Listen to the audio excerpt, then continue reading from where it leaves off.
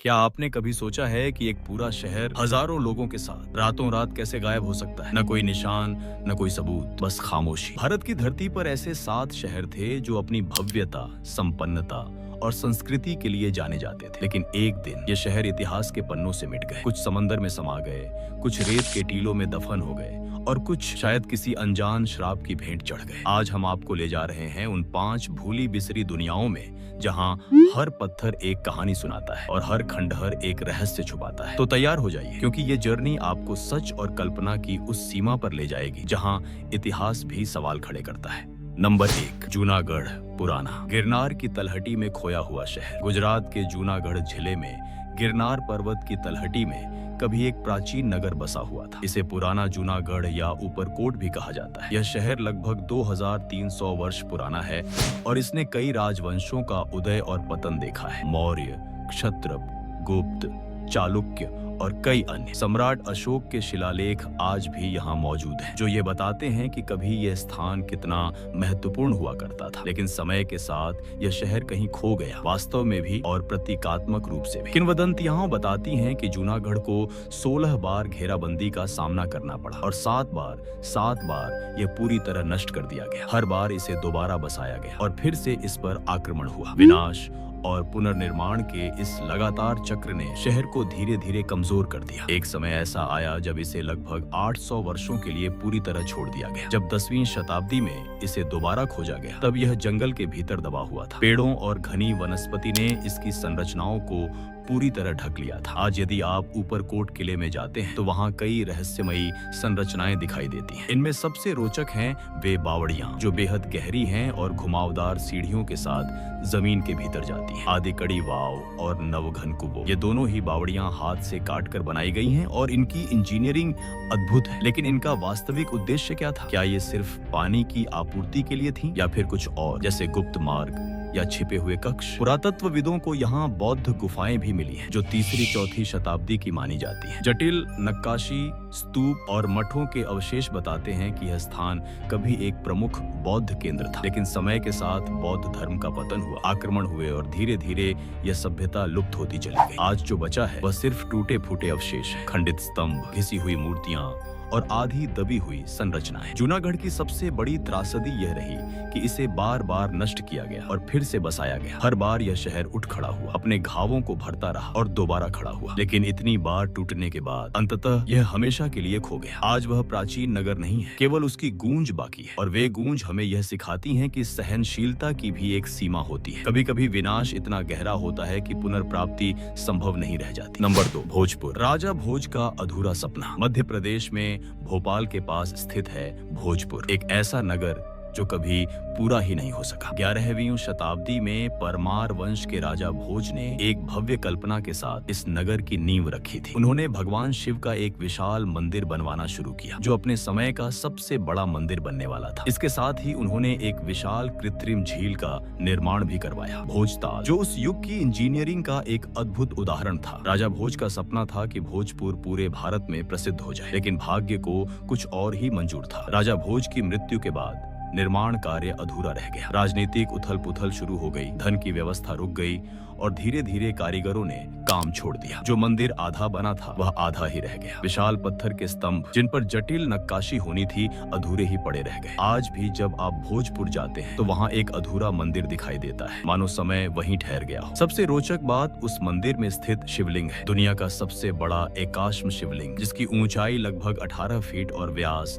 लगभग 7.5 फीट है। इसे बनाने में कितनी मेहनत और कितनी श्रद्धा लगी होगी, इसका अंदाजा लगाना भी कठिन है। फिर भी मंदिर पूरा नहीं हो सका। पुरातत्वविदों के अनुसार निर्माण स्थल पर आज भी उस दौर के औजार, अधूरी नक्काशियां और स्थापत्य योजनाओं के निशान देखे जा सकते हैं। यह स्थान सचमुच इतिहास का जमी हुई एक क्षण है। लेकिन भोजपुर सिर्फ एक अधूरा मंदिर नहीं है, यह अधूरे सपनों का प्रतीक है। राजा भोज एक दूरदर्शी शासक थे, महान विद्वान थे और कला के संरक्षक थे। उन्होंने खगोल विज्ञान, चिकित्सा और वास्तुकला के क्षेत्र में महत्वपूर्ण योगदान दिए, लेकिन उनका सबसे बड़ा सपना अधूरा रह गया। और उस अधूरेपन में एक पीड़ा है, एक खालीपन है, जिसे सदियों बाद भी महसूस किया जा सकता है। भोजपुर की कहानी हमें यह सिखाती है कि महानता हासिल करने के लिए सिर्फ दूरदृष्टि ही पर्याप्त नहीं होती। समय, संसाधन और परिस्थितियां भी उतनी ही महत्वपूर्ण होती है। एक ऐसा नगर जो कभी पूरी तरह बन ही नहीं पाया, लेकिन जिसकी अधूरी मौजूदगी आज भी गहरी छाप छोड़ती है। अगर राजा भोज और अधिक समय तक जीवित रहते, अगर मंदिर पूरा हो जाता, तो क्या भोजपुर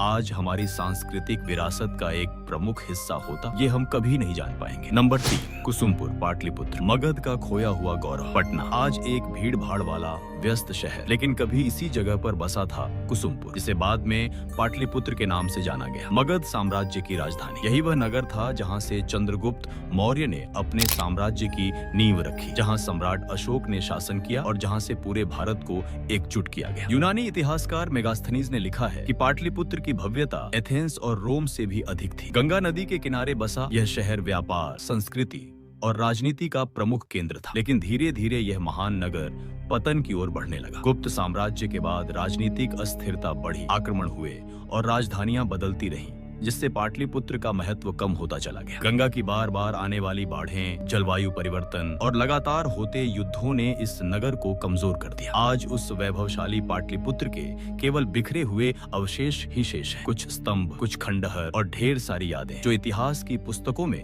दब कर रह गई हैं। पुरातत्वविदों को यहाँ लकड़ी से बने महलों के अवशेष मिले हैं, जो दुनिया में बेहद दुर्लभ है। मौर्यकालीन वास्तुकला के नमूने यह दर्शाते हैं कि उस समय की निर्माण तकनीकें कितनी उन्नत थीं, लेकिन आज का पटना उस पुराने वैभव को प्रतिबिंबित नहीं करता। आधुनिक विकास ने प्राचीन संरचनाओं को नष्ट कर दिया है। जो थोड़ा बहुत बचा है वह भी उपेक्षा और प्रदूषण का शिकार है। सोचिए, जहां से कभी पूरे भारत पर शासन किया जाता था, वह स्थान आज एक भीड़ भाड़ वाला महानगर बनकर रह गया है। पाटलिपुत्र की कहानी में कोई अचानक हुआ विनाश नहीं है, न कोई सुनामी, न कोई ऐसा युद्ध जिसने इसे एक ही रात में मिटा दिया। इसकी मृत्यु धीमी थी, सदियों में हुआ एक क्रमिक पतन, और शायद यही सबसे दुखद है, क्योंकि यह दिखाता है कि कैसे उपेक्षा और समय मिलकर एक महान सभ्यता को धीरे धीरे मिटा सकते हैं। आज भी गंगा के तट पर खड़े होकर यह कल्पना की जा सकती है कि कभी यहाँ अशोक जैसे महान सम्राट चले होंगे और चाणक्य जैसे रणनीतिकार निवास करते होंगे। पाटलिपुत्र की विरासत आज भी भारतीय इतिहास और संस्कृति में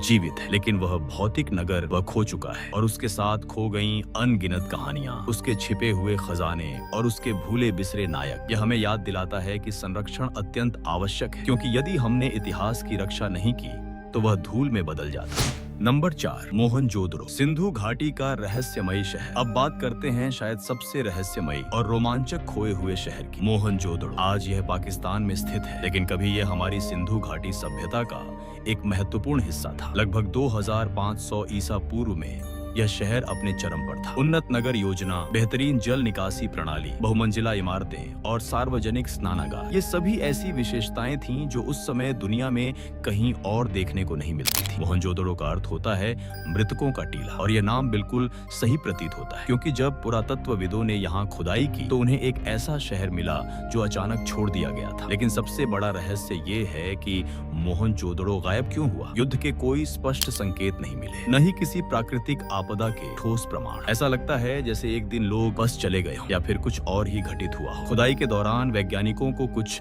कंकाल मिले जो सड़कों पर पड़े हुए थे, मानो लोग अचानक गिर गए हो। इन कंकालों में रेडियोधर्मिता के अंश पाए गए। कुछ शोधकर्ता दावा करते हैं कि शायद यहाँ कोई प्राचीन परमाणु विस्फोट हुआ था। यह सुनने में अजीब लगता है, लेकिन जो प्रमाण सामने आए हैं वे इस रहस्य को और गहरा कर देते हैं। प्राचीन ग्रंथों में भी ऐसे वर्णन मिलते हैं जो परमाणु युद्ध जैसे प्रतीत होते हैं। आकाश से गिरती आग, भीषण विस्फोट और पूरे शहरों का पल भर में भस्म हो जाना। मुख्य धारा के इतिहासकार इन्हें संयोग मानते हैं, लेकिन रहस्य फिर भी बना रहता है। एक अन्य सिद्धांत यह भी है कि सिंधु नदी के मार्ग में बदलाव या जलवायु परिवर्तन के कारण सूखा पड़ा और लोगों को वहां से पलायन करना पड़ा। लेकिन फिर भी सवाल वही है, इतनी विकसित सभ्यता को अचानक क्यों छोड़ दिया गया। आज जब आप मोहनजोदड़ो के खंडहरों में खड़े होते हैं तो एक अजीब सी अनुभूति होती है। वे पूरी तरह नियोजित सड़कें, सुव्यवस्थित इमारतें और उन्नत जल निकासी व्यवस्था, सब कुछ इस बात का प्रमाण है कि यहाँ के लोग कितने बुद्धिमान और संगठित थे। फिर भी वे गायब हो गए। उन्होंने कोई लिखित अभिलेख नहीं छोड़ा, कोई स्पष्टीकरण नहीं दिया। वे बस चुपचाप चले गए या फिर मिटा दिए गए। आज भी वैज्ञानिक इस रहस्य को सुलझाने की कोशिश में लगे हुए हैं। मोहनजोदड़ो हमें यह याद दिलाता है कि इतिहास में बहुत कुछ ऐसा है जिसे हम आज भी नहीं जानते। हमारी प्राचीन सभ्यताएं शायद हमसे कहीं अधिक उन्नत थीं, और उनका अचानक लुप्त हो जाना हमें एक चेतावनी देता है कि कोई भी सभ्यता, चाहे वह कितनी ही विकसित क्यों न हो, एक पल में समाप्त हो सकती है। नंबर 5, पूंपुहार, तमिल संगम की समृद्ध राजधानी। दक्षिण भारत के समुद्री तट पर जहां आज शांत लहरें आकर किनारे से टकराती हैं, कभी पूंपुहार नाम का एक भव्य नगर बसा हुआ था। इसे कावेरी पूंपट्टिनम भी कहा जाता था। यह केवल एक शहर नहीं था, बल्कि तमिल सभ्यता का एक सांस्कृतिक केंद्र था, जहां कवि, कलाकार, व्यापारी और विद्वान दूर दूर से आते थे। संगम साहित्य में पूंपुहार का वर्णन किसी स्वर्ग से कम नहीं मिलता। विशाल बंदरगाह, रेशम और मसालों से भरे बाजार और रात में जलते हुए दीपक जिनकी रोशनी समुद्र के पार तक दिखाई देती थी। लेकिन फिर एक रात सब कुछ बदल गया। तमिल किंवदंतियों के अनुसार एक राजकुमार ने देवी मन्नार का अपमान किया था। क्रोधित होकर देवी ने शाप दिया कि पूंपुहार समुद्र में समा जाएगा और अगली सुबह वह शहर सचमुच गायब था। कहा जाता है कि उस रात समुद्र में इतनी ऊंची लहरें उठीं कि पूरा नगर कुछ ही मिनटों में जलमग्न हो गया। हजारों लोग, उनके घर, उनके सपने और उनकी स्मृतियां सब कुछ समुद्र की गहराइयों में दफन हो गया। आधुनिक पुरातत्व ने इस कथा को काफी हद तक सच साबित किया है। वर्ष 2004 की सुनामी के बाद जब वैज्ञानिकों ने उस क्षेत्र में शोध किया तो उन्हें समुद्र के नीचे एक पूरा नगर मिला। ईंटों से बनी संरचनाएं, मिट्टी के बर्तन, सिक्के और यहाँ तक कि एक प्राचीन प्रकाश स्तंभ के अवशेष भी पाए गए। रेडियो कार्बन डेटिंग से यह पुष्टि हुई कि यह नगर लगभग 2000 वर्ष पुराना है। इसका अर्थ ये है कि पूंपुहार वास्तव में अस्तित्व में था। पूंपुहार की त्रासदी केवल एक प्राकृतिक आपदा नहीं थी, बल्कि एक पूरी सभ्यता का अंत थी। वहाँ के लोग व्यापार, कला और साहित्य में अत्यंत निपुण थे। उनकी नौकाएं दूर दराज के देशों तक जाती थी, लेकिन एक ही क्षण में सब कुछ समाप्त हो गया।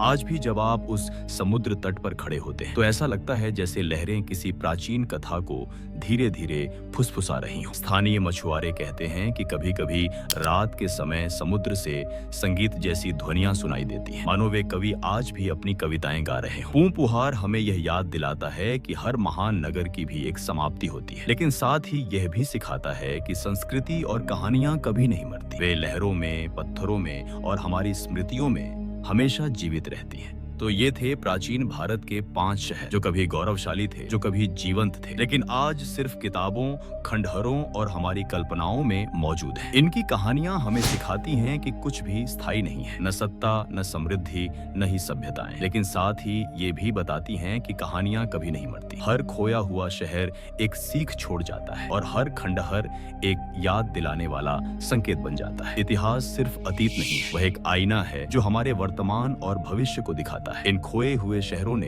हमें वास्तुकला, संस्कृति, दर्शन और मूल्य दिए हैं जो आज भी प्रासंगिक है। हमारी जिम्मेदारी है कि हम इन विरासत स्तों को संरक्षित करें, इनकी कहानियों को जीवित रखें और आने वाली पीढ़ियों तक इन्हें आगे बढ़ाएं।